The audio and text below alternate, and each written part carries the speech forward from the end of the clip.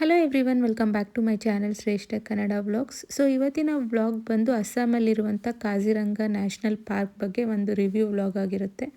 ನೀವೇನಾದರೂ ಅಸ್ಸಾಂ ವಿಸಿಟ್ ಮಾಡಿದಾಗ must visit place ಅಂತಲೇ ಹೇಳ್ಬೋದು. So usually Meghalaya trip plan ಮಾಡಿದಾಗ ಕಾಜಿರಂಗನೂ ನೀವು ಆ್ಯಡ್ ಮಾಡೋದ್ರಿಂದ ನಿಮಗೆ ಈ ಥರ ಎಲಿಫೆಂಟ್ ಸಫಾರಿ ಮತ್ತು ವೈಲ್ಡ್ ಲೈಫ್ ಸ್ಯಾಂಚುರಿ ಇದನ್ನೆಲ್ಲ ನೋಡೋ ಅಂಥ ಒಂದು ಚಾನ್ಸ್ ಸಿಗುತ್ತೆ. ಸೊ ನಿಮ್ಮ ಒಂದು ಡೇನ ನೀವು ಅರ್ಲಿ ಮಾರ್ನಿಂಗೇ ಸ್ಟಾರ್ಟ್ ಮಾಡಬೇಕಾಗುತ್ತೆ. ನೀವು ಎಲಿಫೆಂಟ್ ಸಫಾರಿನ ಏನಾದರೂ ನೀವು ಎಕ್ಸ್ಪೀರಿಯೆನ್ಸ್ ಮಾಡಬೇಕು ಅಂದ್ಕೊಂಡ್ರೆ. ಆ್ಯಕ್ಚುಲಿ ಇದು ಬ್ಯಾಚಸ್ ಬಂದು 5 to 6 ಒಂದು ಬ್ಯಾಚ್ ಇದೆ, ಮತ್ತು 6 to 7 ಒಂದು ಬ್ಯಾಚ್ ಇದೆ. ಮತ್ತು ನೀವು ಆನ್ಲೈನ್ ಪ್ರೀ ಬುಕ್ಕಿಂಗ್ ಮಾಡಿ ಇಟ್ಕೋಬೇಕಾಗುತ್ತೆ, ಯಾಕಂದರೆ ಟಿಕೆಟ್ ಸಿಗೋದು ತುಂಬಾ ಕಷ್ಟ. ಆಲ್ರೆಡಿ ಫುಲ್ ಫಿಲ್ ಹೋಗಿರುತ್ತೆ. ಸೊ ನಾವು ಪ್ಲ್ಯಾನ್ ಮಾಡಿದಾಗ 1 ವೀಕ್ ಮುಂಚೆನೇ ನಾವು ಬುಕ್ಕಿಂಗ್ ಎಲ್ಲ ಮಾಡೋಕ್ಕೆ ಹೋದಾಗೂ ನಾವು ಹೋದಂಥ ಡೇಟ್ಸ್ಗೆ ಆಲ್ರೆಡಿ ಬುಕ್ಕಿಂಗ್ ಆಗೋಗಿತ್ತು. ಬಟ್ ಲಕ್ಕಿಲಿ ನಾವು ಹೋಗಿದ್ದಂಥ ಪ್ಲೇಸಲ್ಲಿ ಒಬ್ಬ ಡ್ರೈವರ್ಗೆ ಇಲ್ಲಿರೋರು ಪರಿಚಯ ಇರೋದ್ರಿಂದ ಬ್ಲ್ಯಾಕಲ್ಲಿ ನಮಗೆ ಈ ಟಿಕೆಟ್ಸ್ನ ತಗೊಟ್ರು. ಸೊ ಅಲ್ಲಿ ಕಾಂಟ್ಯಾಕ್ಟ್ಸ್ ಇದ್ರೂ ನಿಮ್ಗಾಗುತ್ತೆ, ಬಟ್ ಬೆಟರ್ ನೀವು ಆನ್ಲೈನ್ ಬುಕ್ಕಿಂಗ್ ಮುಂಚೆನೇ ಮಾಡ್ಕೊಂಡು ಹೋಗಿ.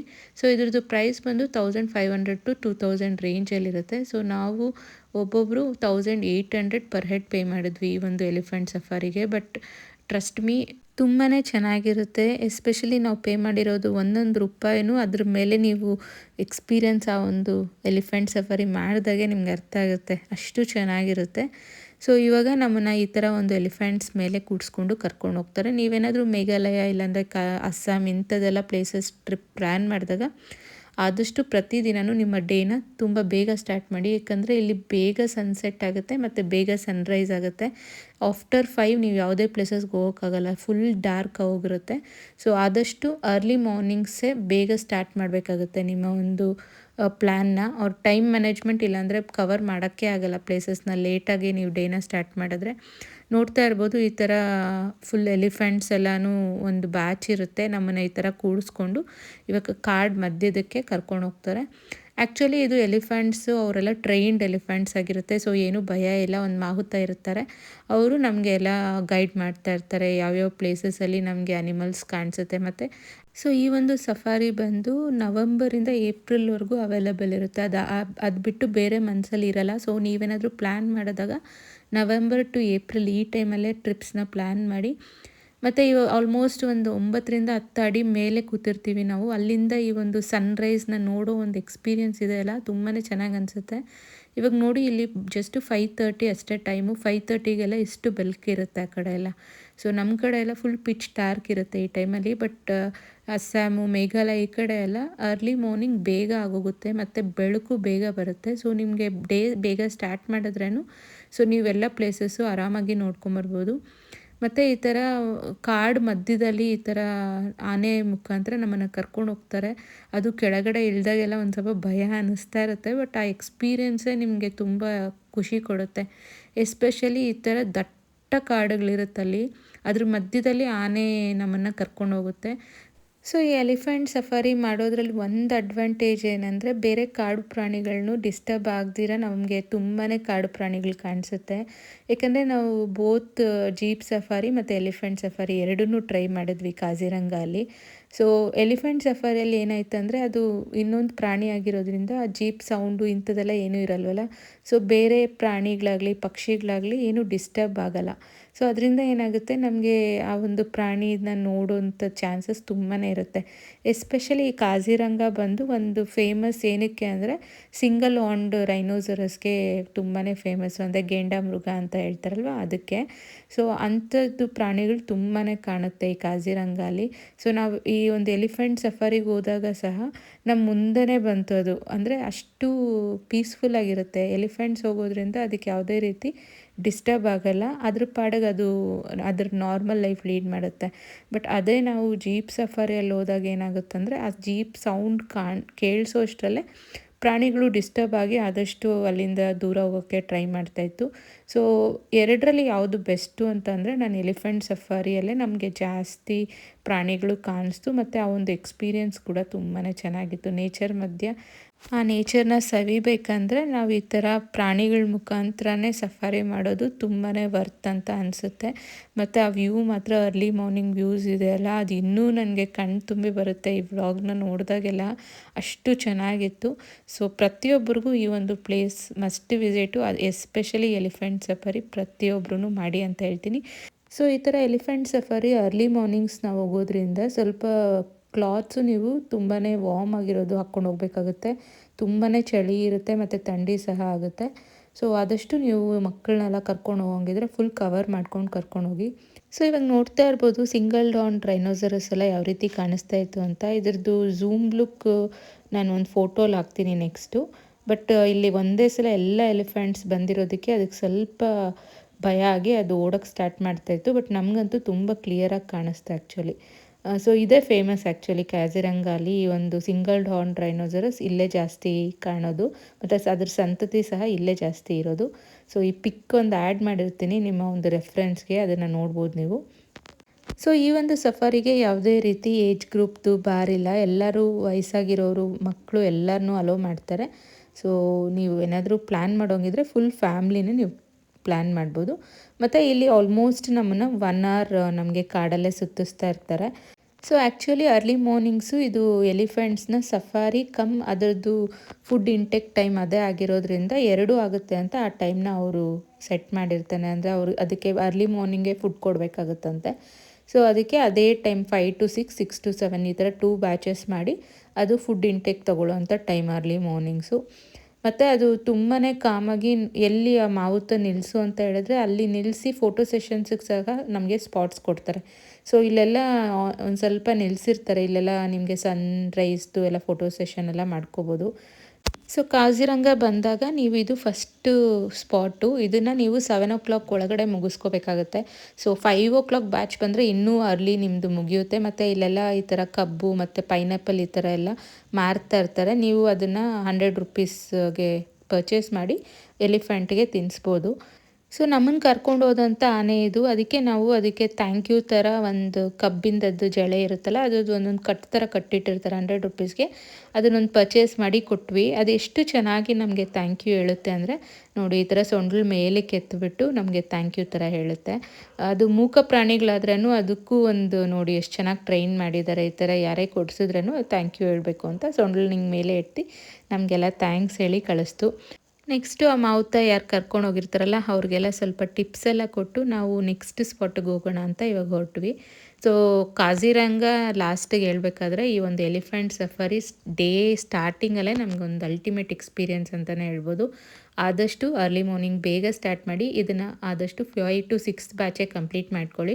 ಸೊ 6:30 ಹಂಗೆ ನೀವು ಹೊರಟ್ರೆ ಮತ್ತೆ ರೆಸಾರ್ಟ್ಗೆ ಹೋಗಿ ನೀವು ಜೀಪ್ ಸಫಾರಿನ ಟ್ರೈ ಮಾಡ್ಬೋದು. ಇಲ್ಲೆಲ್ಲ ಒಂದು ಸ್ವಲ್ಪ ಫೋಟೋ ಸೆಷನ್ಸ್ಗೆ ಎಲ್ಲ ಫೋಟೋ ಬೂತ್ಸ್ ಎಲ್ಲ ಇರುತ್ತೆ. ನಿಮ್ಮ ಫ್ಯಾಮ್ಲಿ ಮತ್ತು ಫ್ರೆಂಡ್ಸ್ ಜೊತೆ ಅಲ್ಲಿ ಸ್ವಲ್ಪ ಮೆಮೊರೀಸ್ಗೆ ನೀವು ಫೋಟೋಸ್ನೆಲ್ಲ ತೊಗೊಂಡು. ಸೊ ನೆಕ್ಸ್ಟು ಇಲ್ಲಿಂದ ನಾವು ನಮ್ಮದು ಹೋಟೆಲ್ಗೆ ರೆಸಾರ್ಟ್ ಏನು ಬುಕ್ ಮಾಡಿರ್ತಾರಲ್ವ ವೆಂಡರು, ನಾವು ಬುಕ್ ಮಾಡಿದ್ದು ಬಂದು ಬ್ರಿಡಲ್ ಪಾತ್ಸ್ ಅನ್ನೋ ಒಂದು ವೆಂಡರ್ ಹತ್ರ, ಟ್ರಾವೆಲ್ ಏಜೆನ್ಸಿಯವ್ರ ಹತ್ರ. ಸೊ ಅವ್ರದ್ದು ಪ್ಯಾಕೇಜಲ್ಲಿ ಈ ಒಂದು ಕಾಜಿರಂಗ ರೆಸಾರ್ಟಲ್ಲಿ ನಮಗೆ ಸ್ಟೇ ಕೊಟ್ಟಿದ್ದರು ಕಾಜಿರಂಗಲ್ಲಿ. ಬಟ್ ಆ್ಯಕ್ಚುಲಿ ಆ ಒಂದು ಪ್ರಾಪರ್ಟಿನ ನಾವು ಬ್ರೌಸ್ ಮಾಡೋಕ್ಕೆ ಜಾಸ್ತಿ ಟೈಮ್ ಸಿಗಲಿಲ್ಲ, ಏಕೆಂದರೆ ಆ ಟೂರಿಸ್ಟ್ ಪ್ಲೇಸಸ್ ಕವರ್ ಮಾಡೋದಕ್ಕೆ ಆಯಿತು. ಸೊ ಬಟ್ ಪ್ಲೇಸ್ ಮಾತ್ರ ತುಂಬ ಚೆನ್ನಾಗಿತ್ತು. ಫುಡ್ಡು ಸಹ ತುಂಬಾ ಹೈಜಿನಿಕ್ಕಾಗಿ ತುಂಬ ಚೆನ್ನಾಗಿ ಮಾಡಿದರು. ಮತ್ತು ಪ್ರಾಪರ್ಟಿ ಅಂತೂ ತುಂಬ ಚೆನ್ನಾಗಿತ್ತು, ಗ್ರೀನಾಗಿ. ಮತ್ತು ಎಲ್ಲಿ ನೋಡಿದ್ರೂ ಫ್ಲವರ್ಸು ಪ್ಲ್ಯಾಂಟ್ಸು ಇದರಿಂದನೇ ತುಂಬಿತ್ತು. ಬಟ್ ನಾವು ಅಷ್ಟು ಬ್ರೌಸ್ ಮಾಡೋಕ್ಕೆ ನಮಗೆ ಟೈಮ್ ಆಗಲಿಲ್ಲ. ಸೊ ಇಲ್ಲಿ ಬ್ರೇಕ್ಫಾಸ್ಟ್ ಎಲ್ಲ ಇವಾಗ ಮುಗಿಸ್ಕೊಂಡು ನೆಕ್ಸ್ಟ್ ನಾವು ಈ ಒಂದು ಜೀಪ್ ಸಫಾರಿಗೆ ಕಾಜಿರಂಗಗೆ ಹೋಗ್ತಾ ಇದ್ದೀವಿ. ಬಟ್ ಅದು ಲೊಕೇಶನ್ ಬೇರೆ ಇರುತ್ತೆ. ಎಲಿಫೆಂಟ್ ಸಫಾರಿ ಒಂದು ಕಡೆ ಇದ್ದರೆ ಜೀಪ್ ಸಫಾರಿ ಬೇರೆ ಕಡೆ ಇರುತ್ತೆ. ಸೊ ನೀವೇನಾದರೂ ಜೀಪ್ ಸಫಾರಿ ಮಾಡಬೇಕು ಅಂತ ಅಂದ್ಕೊಂಡ್ರೆ ಮುಂಚೆನೇ ಬುಕ್ ಮಾಡಬೇಕಾಗುತ್ತೆ. ಎಲಿಫೆಂಟ್ ಸಫಾರಿಗೆ ಯಾವ ರೀತಿ ಆನ್ಲೈನ್ ಬುಕ್ ಮಾಡ್ತೀರೋ ಜೀಪ್ ಸಫಾರಿನೂ ನೀವು ಬೇಕಾದ್ರೆ ಆನ್ಲೈನ್ ತೊಗೋಬೋದು. ಸೊ ಅದು ಪ್ರೈಸ್ ರೇಂಜ್ ಬಂದು 800 to 1500 ಒಳಗಿರುತ್ತೆ ಪರ್ ಹೆಡ್ಡು.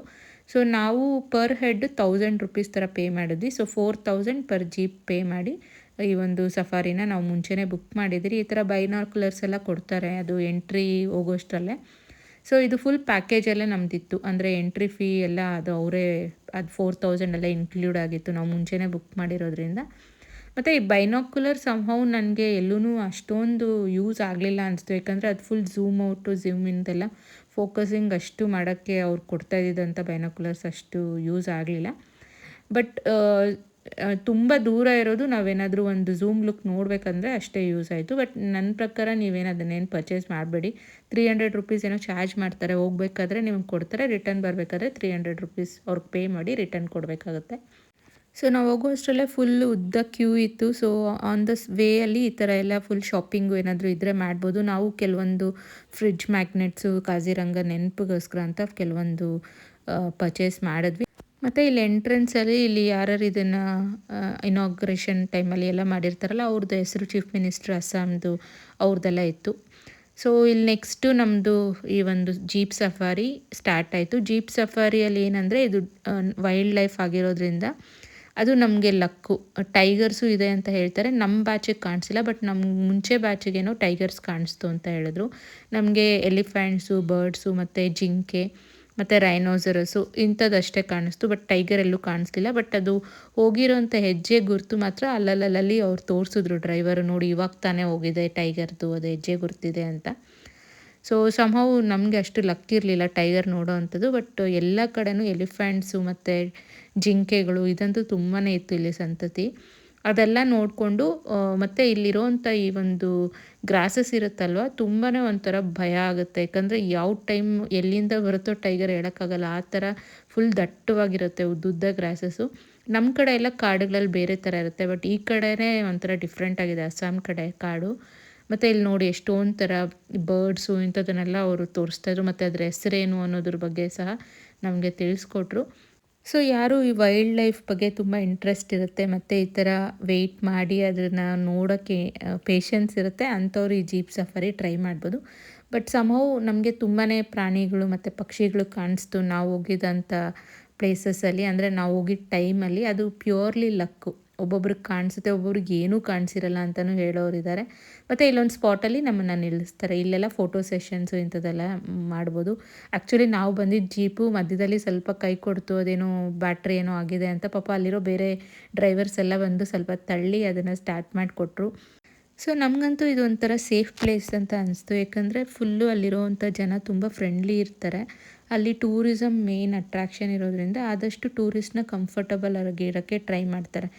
ಸೊ ಇಲ್ಲಿ ನಮಗೆ ತುಂಬ ಎಲಿಫೆಂಟ್ಸ್ ಅಂತೂ ನಮಗೆ ಕಾಣಿಸ್ತು ಮತ್ತು ರೈನೋಸರಸ್ ಸಹ ನೋಡಿದ್ವಿ. ಅದೊಂದು ಹೈಲೈಟ್ ಇಲ್ಲಿ.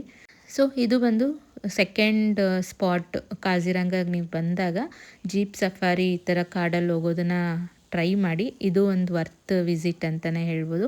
ಬಟ್ ಎಲಿಫೆಂಟ್ ಸಫಾರಿ ಮಾತ್ರ ಮಿಸ್ ಮಾಡಬೇಡಿ. ಮತ್ತು ಇಲ್ಲಿ ಕೆಲವೊಂದು ರೈನೋಸರಸ್ದೆಲ್ಲ ಮಾಡೆಲ್ಸ್ ಇತ್ತು. ಅದ್ರ ಮುಂದೆ ಫೋಟೋ ಸೆಷನ್ಸ್ ಎಲ್ಲ ತಗೊಂಡು ನೆಕ್ಸ್ಟ್ ನಾವು ನಮ್ಮ ಒಂದು ಜರ್ನಿನ ಸ್ಟಾರ್ಟ್ ಮಾಡ್ತಾಯಿದ್ದೀವಿ.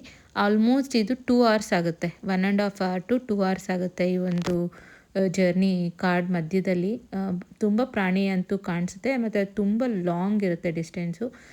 ಸೊ ಆ್ಯಕ್ಚುಲಿ ಅರ್ಲಿ ಮಾರ್ನಿಂಗ್ ನಾವು ಅವಾಗೆ ಬ್ರೇಕ್ಫಾಸ್ಟ್ ಮುಗಿಸೋಣ ಅಂತ ಹೋದಾಗ ಬರೀ ಟೀ, ಕಾಫಿ ಮತ್ತು ಇದಿತ್ತು. ಬಟ್ ನಾವು ಬರೋಷ್ಟರಲ್ಲಿ ಫುಲ್ಲು ಇದೊಂದು ಬಫೆಟ್ ಥರ ಮಾಡಿದರು. ಅಂದರೆ ನಾರ್ತ್ ಇಂಡಿಯನ್ಸ್ಗೆ ಆಲೂ ಪರೋಟ, ಸೌತ್ ಇಂಡಿಯನ್ಸ್ಗೆ ಪೂರಿ ಸಾಗು ಈ ಥರ. ಸೊ ಬ್ರೇಕ್ಫಾಸ್ಟ್ ಹೇಳಬೇಕಂದ್ರೆ ತುಂಬ ಕಡಿಮೆ ಆಪ್ಷನ್ಸ್ ಇತ್ತು. ಬ್ಯಾಂಗ್ಳೂರು ರೆಸಾರ್ಟ್ಸ್ ಥರ ತುಂಬ ಹ್ಯೂಜ್ ಆಪ್ಷನ್ಸ್ ಇರಲಿಲ್ಲ. ಅಲ್ಲಿ ಜಸ್ಟ್ ಒಂದು 3 ಆಪ್ಷನ್ಸ್ ಏನೋ ಇತ್ತು. ಕಾಂಟಿನೆಂಟಲ್ ಆಪ್ಷನ್ಸಲ್ಲಿ ಬ್ರೆಡ್ ಜಾಮ್ ಕೊಟ್ಟಿದ್ದರು, ಆಲೂ ಪರೋಟ ಮತ್ತು ಪೂರಿ, ಈ 3 ಆಪ್ಷನ್ಸು, ಮತ್ತು ಟೀ ಮತ್ತು ಕಾಫಿ ಇತ್ತು. ಸೊ ನೆಕ್ಸ್ಟ್ ನಾವು ಬಂದಿದ್ದಂಥ ಪ್ಲೇಸ್ ಬಂದು ಅಸ್ಸಾಮಲ್ಲಿ ಇನ್ನೊಂದು ಟೂರಿಸ್ಟ್ ಪ್ಲೇಸ್ ಅಂದರೆ ಇದೊಂದು ಶಿವನ ಲಿಂಗ ಇದೆ, ಮೃತ್ಯುಂಜಯ ಟೆಂಪಲ್ ಅಂತ. ತುಂಬಾ ಹಿನ್ನೆಲೆ ಇರುವಂಥ ಟೆಂಪಲ್ ಅಂತ ಹೇಳ್ತಾರೆ. ಇದೊಂಥರ ಈ ಈಶಾ ಫೌಂಡೇಶನ್ ಹೆಂಗಿರುತ್ತಲ್ಲ ಆ ಥರ ಒಂದು ಸಾಧು ಬಂದು ಅವರ ಆಶ್ರಮ ಥರ ಕಟ್ಸಿರೋವಂಥದ್ದು. ಮೇಲೆ ಲಿಂಗ ದೊಡ್ಡದಾಗಿರುತ್ತೆ, ಕೆಳಗಡೆ ಒಂದು ಟೆಂಪಲ್ ಥರ ಇದೆ. ಆಚೆ ಈ ಥರ ಎಲ್ಲ ಫಿಶಸ್ಸು, ಟಾರ್ಟಾಯ್ಸಸ್ಸು ಮತ್ತು ಪಾರಿವಾಳಗಳು ಇದನ್ನೆಲ್ಲ ಸಾಕಿದ್ದಾರೆ.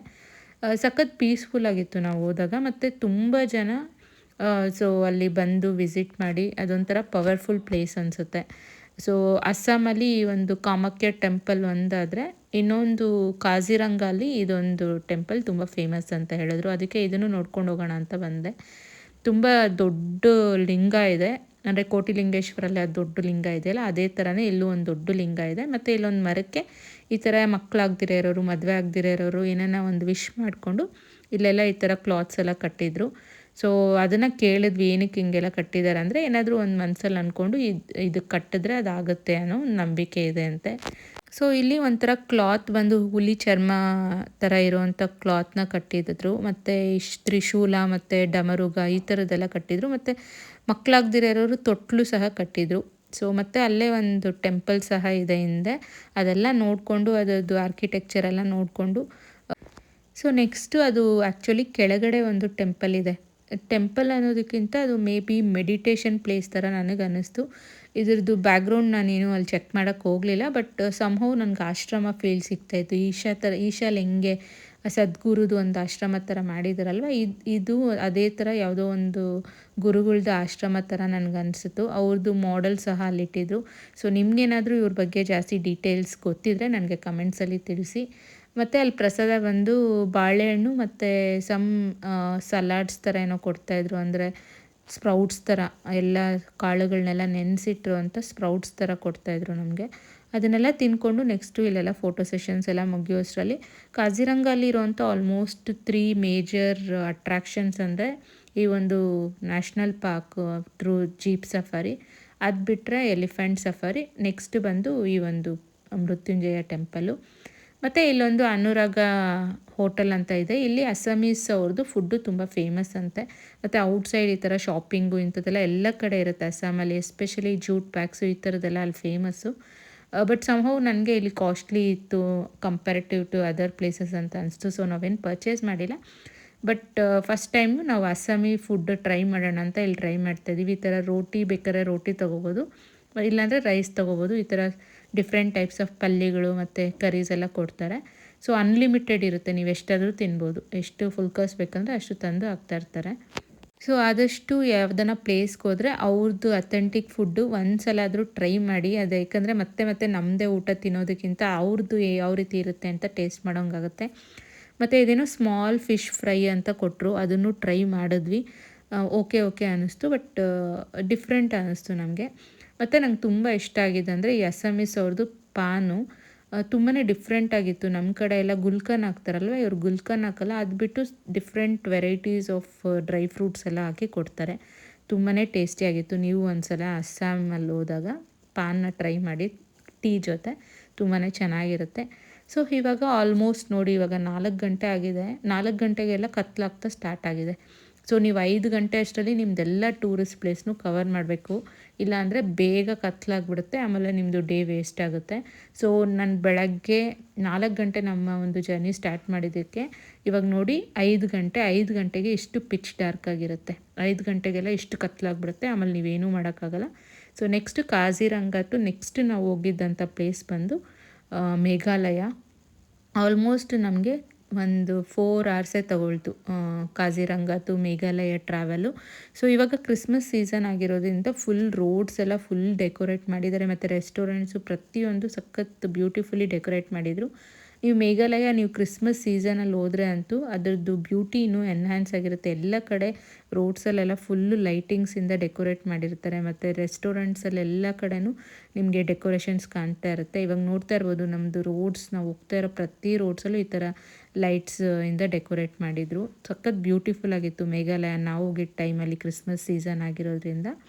ಸೊ ಮೇಘಾಲಯಲ್ಲಿ 99% ಎಲ್ಲ ಕ್ರಿಶ್ಚಿಯನ್ಸ್ ಇರೋದ್ರಿಂದ ಫುಲ್ಲು ಕ್ರಿಸ್ಮಸ್ ತುಂಬ ಗ್ರ್ಯಾಂಡಾಗಿ ನಡೆಸ್ತಾರೆ. ಸೊ ನೆಕ್ಸ್ಟು ನಾವು ಮೇಘಾಲಯಲ್ಲಿ ಫಸ್ಟು ಹೋಗಿದ್ದಂಥ ಪ್ಲೇಸ್ ಬಂದು ಶಿಲ್ಲಾಂಗು. ಸೊ ಶಿಲ್ಲಾಂಗಲ್ಲಿ ಎಲ್ಲಿ ಸ್ಟೇ ಮಾಡಿದ್ವಿ ಮತ್ತು ಯಾವ್ಯಾವ ಪ್ಲೇಸ್ನ ಬ್ರೌಸ್ ಮಾಡಿದ್ರಿ ಅಂತ ನನ್ನ ಒಂದು ನೆಕ್ಸ್ಟ್ ವ್ಲಾಗಲ್ಲಿ ತೋರಿಸ್ತೀನಿ. ಬಟ್ ಅಲ್ಲಿ ಹೋದಾಗಂತೂ ಫುಲ್ಲು ನಾವು ಹೀಟರ್ ಮುಂದೆನೇ ಕೂತಿದ್ವಿ, ಅಷ್ಟು ಚಳಿ ಇತ್ತು. ಸೊ ಫುಲ್ ಫ್ರೀಸ್ ಆಗಿರ್ತೀವಿ. ಸೊ ಆದಷ್ಟು ತುಂಬಾ ವಾರ್ಮ್ ಇರುವಂಥ ಬಟ್ಟೆಗಳನ್ನ ನೀವು ವೇರ್ ಮಾಡಬೇಕಾಗತ್ತೆ. ಮತ್ತು ಹೀಟರ್ಸ್ ಅವ್ರು ಪ್ರೊವೈಡ್ ಮಾಡಲ್ಲ, ನೀವು ಎಕ್ಸ್ಟ್ರಾ ಪೇ ಮಾಡಿ ಹೀಟರ್ಸ್ನ ತಗೊಳ್ಳಿ. ಸೊ ಹೀಟರ್ಸ್ ಇಲ್ದಿರ ಇಲ್ಲಿ ಸ್ಟೇ ಮಾಡೋಕ್ಕಂತೂ ನಮಗೆ ಅದು ಅಭ್ಯಾಸ ಇರಲ್ವ, ಸೊ ನಮಗೆ ಕಷ್ಟ ಆಗುತ್ತೆ. ಸೊ 2-3 ಬೆಡ್ಶೀಟ್ ಒದ್ಕೊಂಡು ಬಿಸಿ ಸೂಪ್ ಎಲ್ಲ ತರಿಸ್ಕೊಂಡು ತಿಂದು ನಮ್ಮ ಡೇನ ಎಂಡ್ ಮಾಡಿದ್ವಿ. ಸೊ ನೆಕ್ಸ್ಟ್ ವ್ಲಾಗಲ್ಲಿ ನನ್ನ ಒಂದು ಶಿಲ್ಲಾಂಗ್ ಟ್ರಿಪ್ ಯಾವ ರೀತಿ ಇತ್ತು, ಅಲ್ಲಿ ಯಾವ್ಯಾವ ಪ್ಲೇಸ್ನ ವಿಸಿಟ್ ಮಾಡಿದೆ ಅಂತ ನಿಮ್ಮೆಲ್ಲರ ಜೊತೆ ಶೇರ್ ಮಾಡ್ತೀನಿ. ಮತ್ತು ಡಿನ್ನರ್ ಸಹ ಅವರು ಎಲ್ಲ ತುಂಬಾ ಚೆನ್ನಾಗಿ ಕೊಟ್ಟಿದ್ರು. ಎಸ್ಪೆಷಲಿ ಸೂಪ್ ಮಾತ್ರ ಮಸ್ಟು, ಇಲ್ಲಿ ಹೋದಾಗ ಸೂಪ್ನ ಟ್ರೈ ಮಾಡಿ. ಸೊ ನೋಡಿದ್ರಲ್ಲ ಯಾವ ರೀತಿ ಇತ್ತು ನನ್ನ ಒಂದು ದಿನ ಅಂತ. ನಿಮ್ಮೆಲ್ಲರಿಗೂ ಈ ಒಂದು ವ್ಲಾಗ್ ಸ್ವಲ್ಪನಾದರೂ ಇನ್ಫಾರ್ಮೇಟಿವ್ ಆಗಿ ಹೆಲ್ಪ್ಫುಲ್ ಆಗಿದೆ ಅಂತ ಭಾವಿಸ್ತೀನಿ. ಇನ್ನೂ ಏನಾದರೂ ಈ ಒಂದು ವ್ಲಾಗಲ್ಲಿ ನಿಮ್ಗೆ ಏನಾದರೂ ಡೌಟ್ಸ್ ಇದೆ ನನಗೆ ಕಮೆಂಟ್ಸ್ ಮುಖಾಂತರ ತಿಳಿಸಿ, ಆದಷ್ಟು ನಾನು ರಿಪ್ಲೈ ಮಾಡೋಕ್ಕೆ ಟ್ರೈ ಮಾಡ್ತೀನಿ. ಮತ್ತು ನಿಮ್ಗೇನಾದರೂ ಈ ಒಂದು ವ್ಲಾಗ್ ಸ್ವಲ್ಪನಾದರೂ ಇಷ್ಟ ಆಗಿದರೆ ಲೈಕ್ ಮಾಡಿ, ಸಬ್ಸ್ಕ್ರೈಬ್ ಮಾಡ್ಕೊಳ್ಳಿ, ಮತ್ತು ನಿಮ್ಮ ಒಂದು ಫ್ಯಾಮ್ಲಿ ಮತ್ತು ಫ್ರೆಂಡ್ ಜೊತೆ ಶೇರ್ ಮಾಡಿ ಅಂತ ಹೇಳ್ತಾ ಈ ಒಂದು ವ್ಲಾಗ್ನ ನಾನು ಇಲ್ಲಿಗೆ ಮುಗಿಸ್ತಾ ಇದ್ದೀನಿ. ಮತ್ತೆ ಸಿಗೋಣ.